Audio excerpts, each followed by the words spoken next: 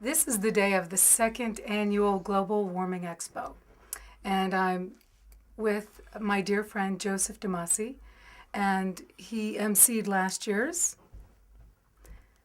and we thought it was just going to be a show, and the process of emceeing was life altering. Absolutely.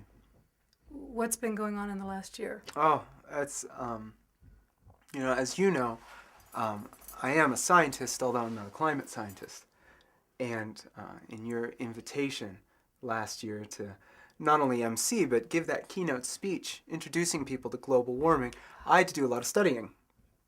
And I dug through the scientific papers and the literature, and I got to apply my science mind to a field I didn't know. And it was a whole nother level beyond, say, seeing Al Gore's Inconvenient Truth or reading the New York Times or something like that.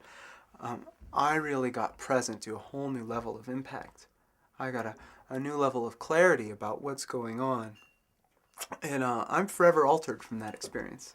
Well, but I think others were involved too. I mean, you talked about the people who saw you give that talk, met you on the street, weeks and months after it. And you were treated differently, and the way you were being in the world was different. Absolutely.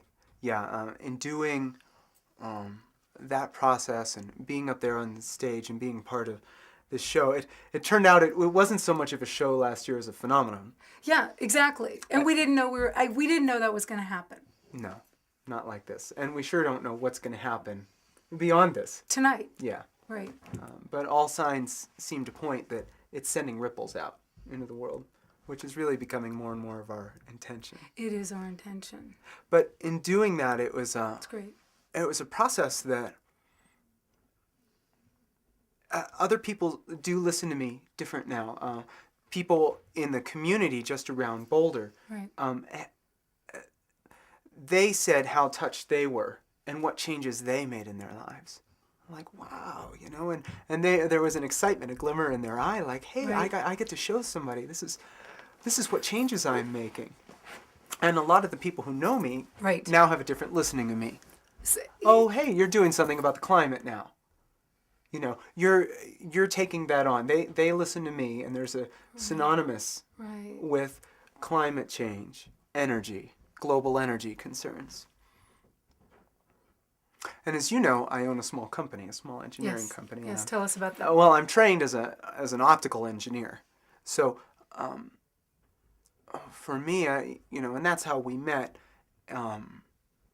Me talking to you about my technology and wanting to take some of my advanced insights into optics and light and photonics, and how do we apply that to solar energy in creative ways that haven't been done yet. Yeah. So this isn't developing, a more efficient solar panel. This is, what are the next generation of solar architectures?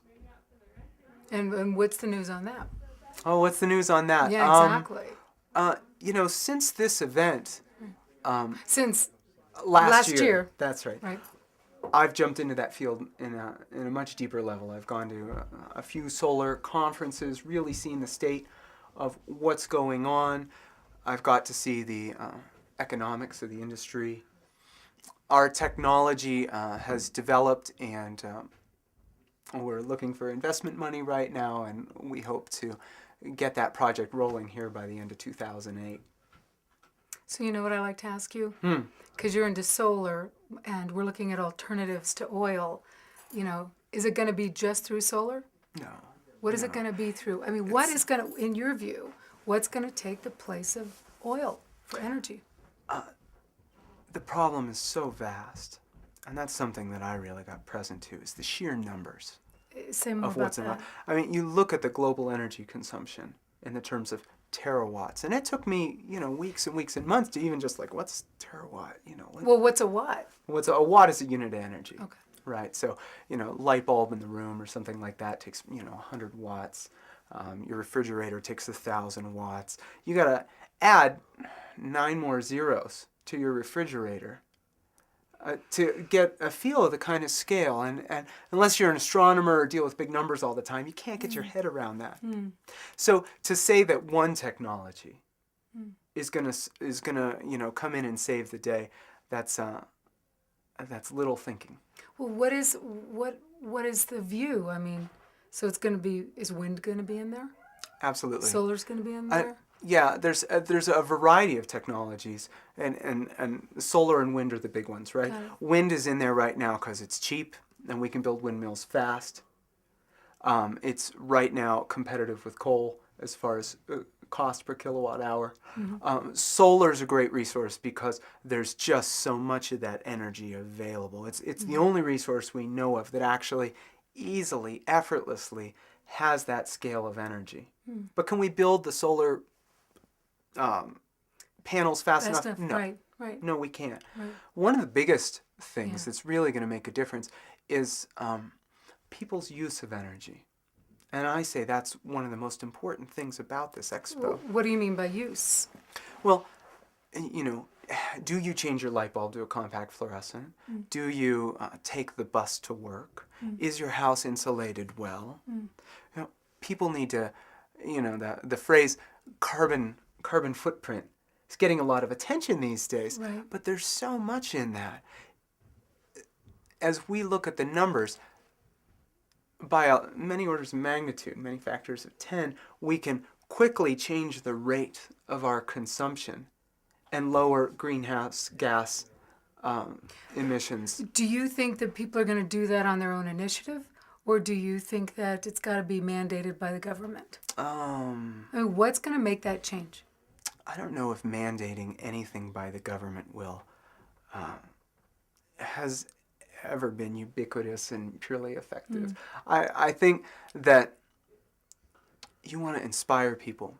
You want to show them, hey, this is what's going on in the world. Right. It's only been in the last few years that global warming, climate change, carbon footprint, that these are becoming household words. Well, and you showed me the current National Geographic. That's right.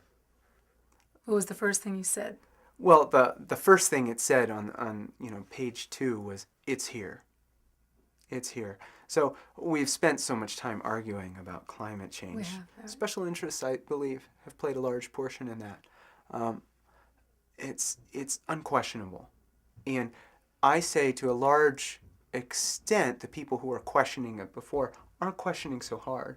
That's not really the focus right now. Yeah, what happens when you get past the questioning?